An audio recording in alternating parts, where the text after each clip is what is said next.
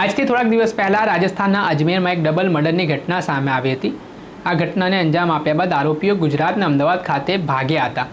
આરોપીઓ નાસ્તા ફરી રહ્યા હતા, જેને અમદાવાદ ક્રાઇમ બ્રાન્ચે ઝડપી પાડ્યા છે।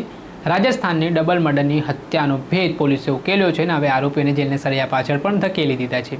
ઘટનામાં એવું કહેવાય રહ્યું છે કે અજમેરમાં રહેતા જે મૃતકો છે અને જે આરોપીઓ છે તે એક જ સમુદાયના છે। એક વોટ્સએપ ગ્રુપ છે ને વોટ્સએપ ગ્રુપમાં મીટના ભાવને લઈને મેસેજ મૃતક દ્વારા કરવામાં આવ્યા ને આને જ લઈને આરોપીઓએ વાંધો ઉઠાવ્યો। મૃતકમાં પિતા અને પુત્ર દ્વારા મેસેજ કરાયો હતો। આને જ લઈને જોતમાં વિવાદ ઉગ્ર બને છે ને વાત મારામારી સુધી પહોંચે છે। એટલું જ નહીં, આખો ઘટનાક્રમ હત્યામાં પલટાઈ જાય છે। આમાં જે આરોપીઓ છે તે ત્રણેય સગા ભાઈઓ હોવાની વિગતો સામે આવી રહી છે ને આ વિવાદ બાદ આ હત્યાની ઘટનાને અંજામ આપ્યા બાદ આરોપીઓ ગુજરાત ભાગી જાય છે।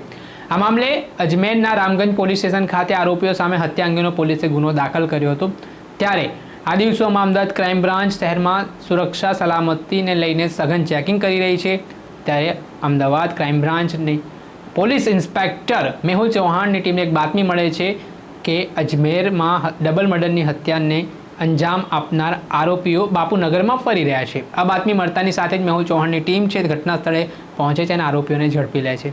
ત્યારબાદ આ મામલે રાજસ્થાન પોલીસને જાણ પણ કરવામાં આવે છે। આ ઘટનાને લઈને શું કહી રહ્યા છે ક્રાઇમ બ્રાન્ચના પોલીસ ઇન્સ્પેક્ટર મેહુલ ચૌહાણ તે સાંભળી લો। આગામી દિવસોમાં જેમ આપ જોઈ રહ્યા છો તેમ વિવિધ ધર્મના ધાર્મિક તહેવારો ચાલી રહ્યા છે અને વીવીઆઈપીની મૂવમેન્ટ પણ અમદાવાદ સિટીમાં ચાલી રહી છે। જે અનુસંધાને મહેરબાન પોલીસ કમિશનર શ્રી સાહેબ તેમજ ક્રાઇમ બ્રાન્ચના નાયબ પોલીસ કમિશનર સાહેબ શ્રી તરફથી એક ડ્રાઈવનું આયોજન કરવામાં આવેલું। જે ડ્રાઈવ અનુસંધાને તારીખ 21થી તારીખ 30 સુધી ક્રાઇમ બ્રાન્ચ તથા સિટીના તમામ પોલીસ દ્વારા એક ડ્રાઈવમાં જે ભાડુઆત ચેક, હોટલ ચેક, શકમંદ ઇસમો ચેક વગેરે મતલબની કામગીરી કરવા માટેની સૂચના મળેલી। જે અનુસંધાને અમારી ટીમ આ કામગીરીમાં જ્યારે કામગીરી કરી રહી હતી એ દરમિયાન અમને એક માહિતી મળેલી કે અમદાવાદમાં બાપુનગર વિસ્તારમાં 3 ઇસમો જે છે એ ત્યાં શકમંદ હાલતમાં છે।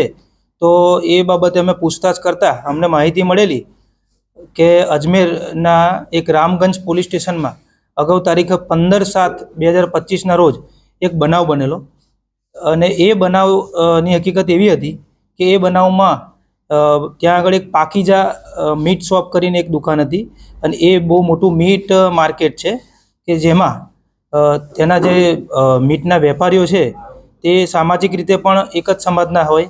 તેમનું એક સામાજિક ગ્રુપ હતું।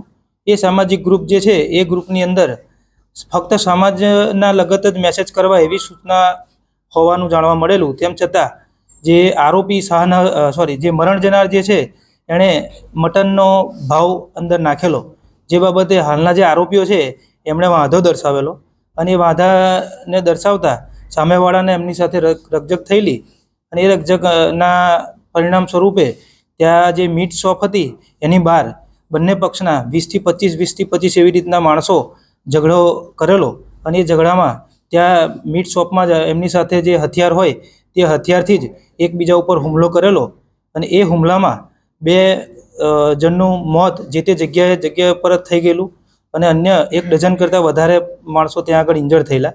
જે બાબતે ફરિયાદ નોંધાઈ હતી રામગંજ પોલીસ સ્ટેશન ખાતે।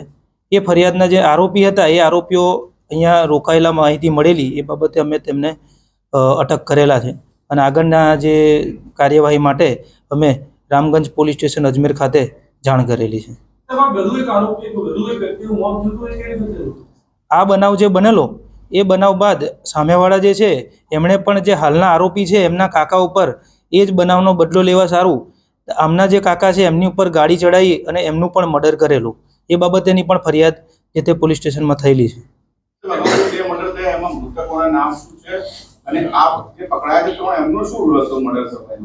આ જે પકડાયા છે એ લોકો 3 સગા ભાઈ છે। ટોટલ 5 ભાઈ છે, એમાંથી 2 ભાઈ જગ્યા પર જ ઇન્જર્ડ થતાં ત્યાં જ પકડી ગયેલા। આમના ફાધર પણ આરોપી છે અબ્દુલ અલી, એ પણ હાલ વોન્ટેડ છે અને જે મરણ જનાર છે મરણ જનારના જે નામ છે તે ઇમરાન અબ્દુલ રહીમ કુરેશી અને તેમનો ભત્રીજો શાહનવાજ શબ્બીરભાઈ કુરેશી। અને જે શાહનવાજ શબ્બીરભાઈ કુરેશી છે એમણે જ મટનનો જે ભાવ છે એ વોટ્સએપ ગ્રુપમાં નાખેલો। હકીકતમાં આ આરોપીઓનો જે ઝઘડો થવાનું કારણ હતું કે મટનનો જે ભાવ છે એ બજાર ભાવ 200 રૂપિયા ચાલતો હતો અને જે શાહનવાજ કુરેશી છે એણે એ ભાવ 130 નાખેલો. એટલે હમણાં એવું કીધું કે આપણે તો આ ગ્રુપ છે સામાજિક માટે જ બનાવેલું છે, તો તમે એની અંદર મટનનો ધંધાકીય મેસેજ શા માટે નાખ્યો, એ બાબતે એમને ઝઘડાની શરૂઆત થયેલી.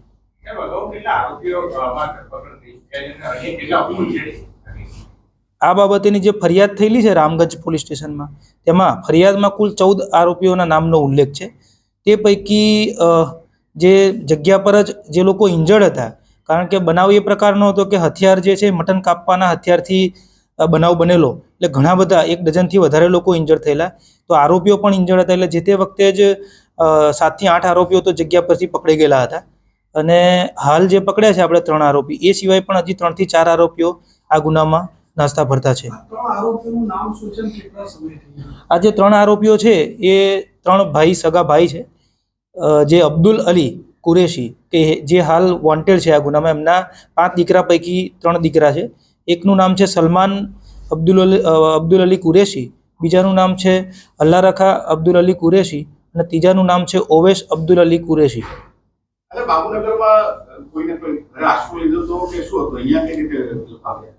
અમને શકમંદ હાલતમાં મળી આવેલા, એટલે અહીંયા ક્યાં રોકાયેલા તે બાબતની અમે હજી પૂછપરછ કરી રહ્યા છીએ.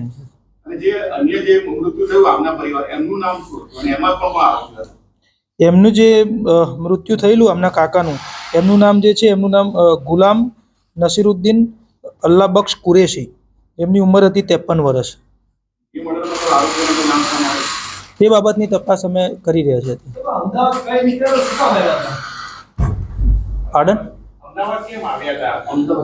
અમદાવાદ અમને જે રીતના પ્રાથમિક માહિતી મળી રહી છે તે પ્રમાણે જે આરોપીઓ છે સલમાન, ઓવેશ અને અલ્લા રખા જે છે, એ લોકોના સંબંધી અહીંયા બાપુનગર વિસ્તારમાં રહેતા હોય એવી અમને પ્રાથમિક માહિતી મળી છે.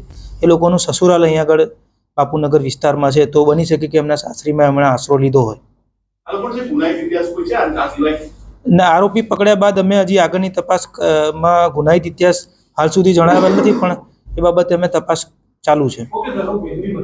દર્શક મિત્રો, એન કવરેજ ન્યૂઝને આપ લાઈક કરી લો, સબસ્ક્રાઇબ કરી લો અને શેર કરવાનું ભૂલતા નહીં.